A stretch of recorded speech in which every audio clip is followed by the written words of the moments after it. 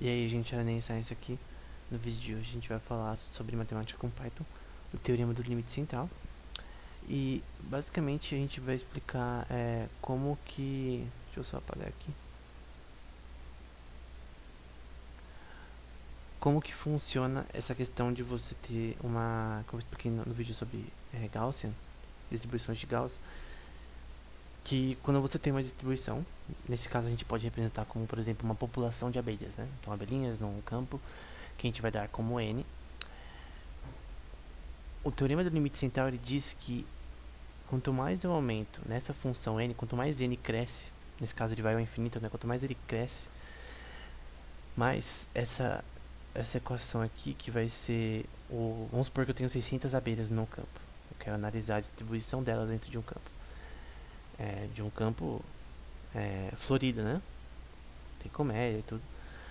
E vamos supor que o número é 600, 800, 900, não importa. Esse valor de n. Então eu tenho aqui três coisas. Eu tenho aqui vamos começar com essa parte aqui, que é a média.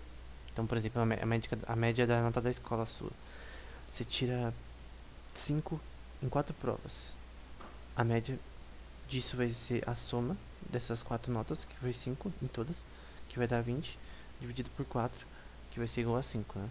E se fosse 5 notas, e você tirasse 5 em todas, ia dar 25, e você divide por 5, e assim sucessivamente. Isso é média. A média escolar é esse 1000, que vai ser a média nesse caso da nossa população de abelhas, que vai ser, vamos supor que tenham, vamos supor, 40 colmeias com um certo número de abelhas e você pega a média disso, por exemplo. Vamos supor. A variação que vai ser esse sigma aqui no meu mouse vai ser a soma de todo o meu input de abelhas menos a média ao quadrado. Vai ser a soma de todos esses parâmetros, só que ao quadrado, dividido por n. Essa aqui é a variação, é a esparsidade do meu sistema, né?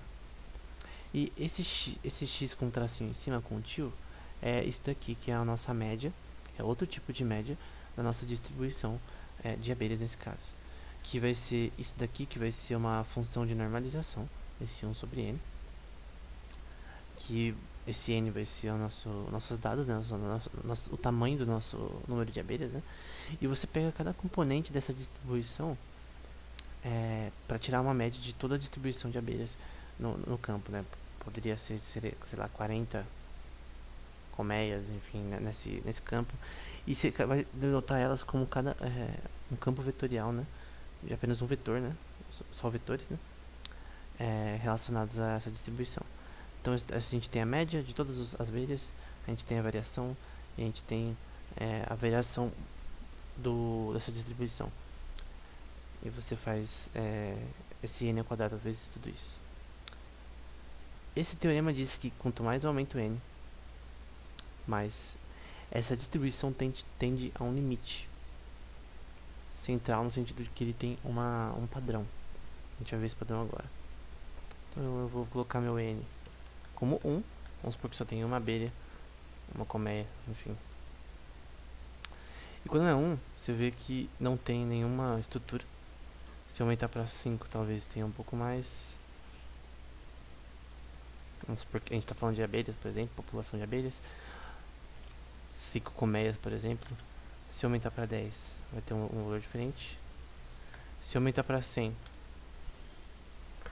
vai cada vez mais ter um padrão aqui, uma curva, a curva de Bernoulli que a gente chama. Se aumentar para 100, essa curva vai ficando cada vez mais, dá pra ver que ela tá meio torta ainda, mas ela cada vez vai ter uma curva bem assim padronizada, né? Nesse campo cartesiano. Eu aumentei para 1000, agora 10.000 e eu vou parar aqui. Então, qual é a questão? Quanto mais você aumenta o tamanho de n, quanto mais n tende a aumentar, no caso, todas essas três coisas aqui são relacionadas a n, a minha população de abelhas, por exemplo. Então, cada vez mais ela tende a ter esse padrão. Então, como que a gente fez esse código aqui? Bem simples, a gente importou o NumPy e fez uma distribuição normal, e a gente só plotou usando SBN. Poderia ser usando o Matplotlib, como a gente já usou em outros vídeos, mas enfim. Vamos agora... não, primeiro eu vou fazer aqui. Vou trocar isso aqui por 9, só pra mostrar um pouco mais. Então, 900 mil, dá pra ver que talvez bugue. Não bugou. Porque às vezes, porque o colaboratório aqui que eu tô usando no browser, ele às vezes não aguenta muita coisa, né? Se eu colocar, tipo, um número grande assim, por exemplo, esse número vai bugar. Eu sei porque já tentei. E o que eu tô fazendo aqui? Pra gente visualizar isso de uma forma mais legal, eu tô plotando todo, desde o 1, de n igual a 1. Então aqui vai ser n igual a 1, aqui vai ser n igual a 10, e aqui vai ser n igual a 99999. São 999.999. Então, e eu vou plotar cada uma. Então eu vou plotar todas elas no mesmo gráfico. Então aqui são 10 coisas. Nossa distribuição de população de abelhas. E a gente vai ver quanto mais essa população cresce. Vamos supor que essa população ela cresceu ao longo do tempo. No começo era uma colmeia com N abelhas. E aí foi crescendo até virar isso daqui. E a gente quer ver essa distribuição no contexto da distribuição normal. Lembrando que ela é randômica. É a versão randômica. E a gente vai plotar isso. Espero que não bugue. E aí, com o tempo, ela tá na 10 já, que é a última. Então, o que esse gráfico mostra? A gente viu antes que se eu colocasse n igual a 9, por exemplo, a gente ia ter um gráfico como esse. Então é isso que a gente tem aqui. Só que eu comecei de 1 até 999 e 1999. E dá pra ver que os gráficos menores, quanto o n é menor, ele tem aquela distribuição toda cagada, toda com esse shape aqui, né?